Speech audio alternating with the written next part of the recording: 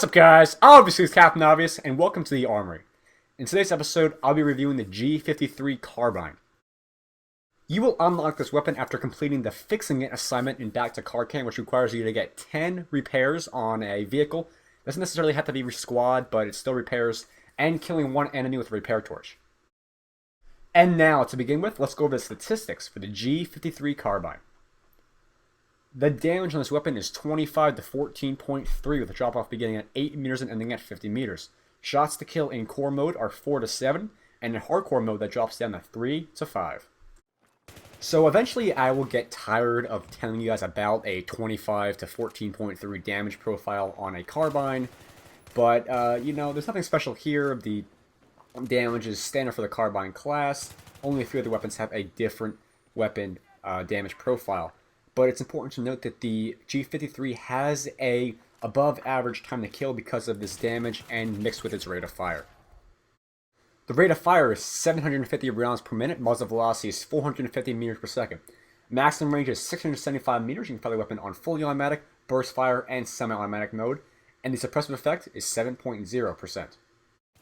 So now I'm going to start talking about what my theory behind the G53 really is. I view this weapon as a close-range version of the G36C. Now let me explain.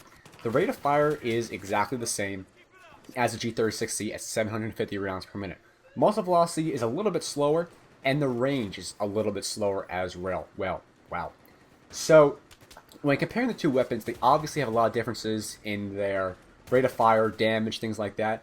But the two places, actually three, where they lack is A, recoil, B, muzzle velocity, and C, range. So the G53, in my opinion, is the closer range equivalent of the G36C, which I'll explain a little bit later in today's video, so you guys know a little bit more about what I'm trying to get across to you guys in regards to what I feel the G53's main role in Battlefield 3 is, because it's kind of a confusing one.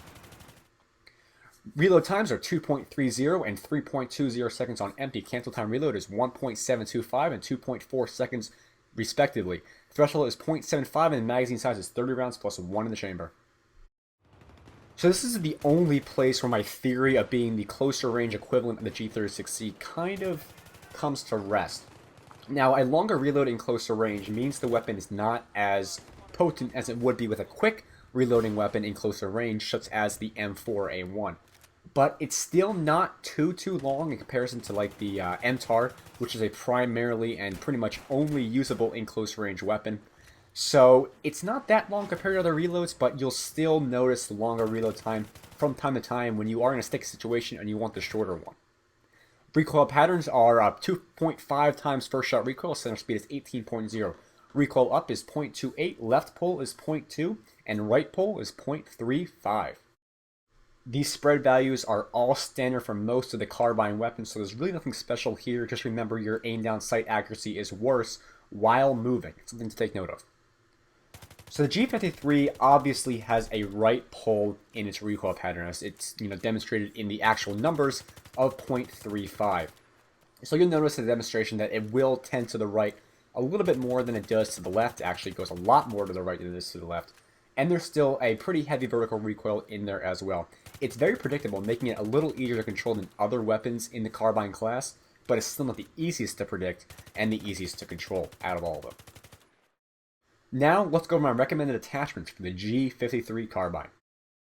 Unlocked at 80 kills, the heavy barrel will increase your vertical recoil to 0.310, resulting in about an 11% increase. It will increase the drop-off distance to 75 meters, increase muzzle velocity to 600 meters per second, about a 33.33% increase. It will also decrease your aim down sight spread, which is about a 75% decrease, but increase hipfire spread, which is about 25% increase.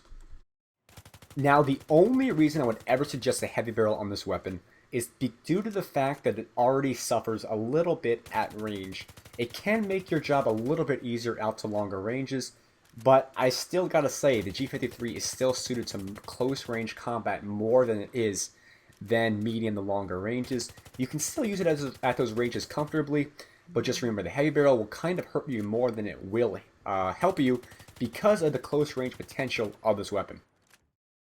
The foregrip unlocked at 30 kills will decrease your horizontal recoil to 0.134 pull left, and a .235 pull right. It will also increase your aim down sight spread by about 25%. So now the foregrip is one of the attachments I highly recommend on the G53.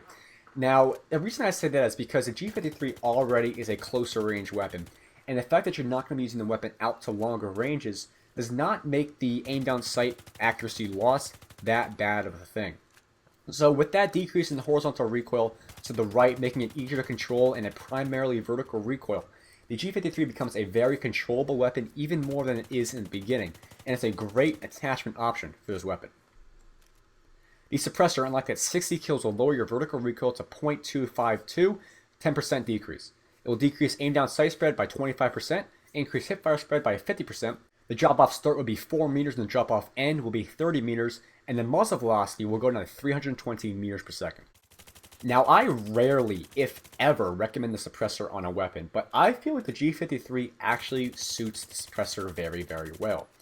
Now, it is a closer range weapon, you don't have to worry about the decrease in range, but the key to this is A, staying off the minimap, and B, that increased accuracy in closer range.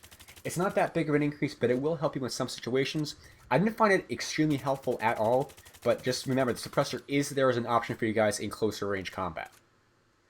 The laser sight unlocked at 20 kills will decrease your hipfire spread by 50%. So now, because of the close range nature of this weapon, the laser sight is a great option for it. I like how it decreases the hipfire spread for a weapon that does not get too out of control. For a hipfire spread for a weapon such as the MTAR, where the laser sight is on there, it can get a little bit out of control. But the G53, with its more controllable recoil patterns and low rate of fire, it's a very easy to control weapon while hipfiring, making it very potent in closer range. And you'll see me in the gameplay using it like this a lot. It's a very good setup.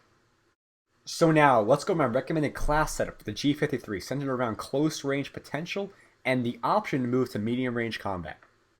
The holographic sight, foregrip, and laser sight give the G53 all it needs to be a versatile close range carbine with everything it needs to excel. Let's start us right off at the top at the holographic sight.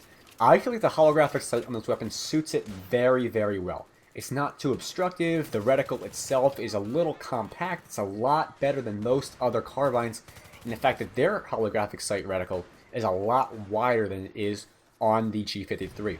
It allows for some easier aimed accuracy out to medium ranges, giving the G53 that option of actually being used at those ranges. I want to design a class for the G53 that has a primary role to it, and that is close range firepower and control.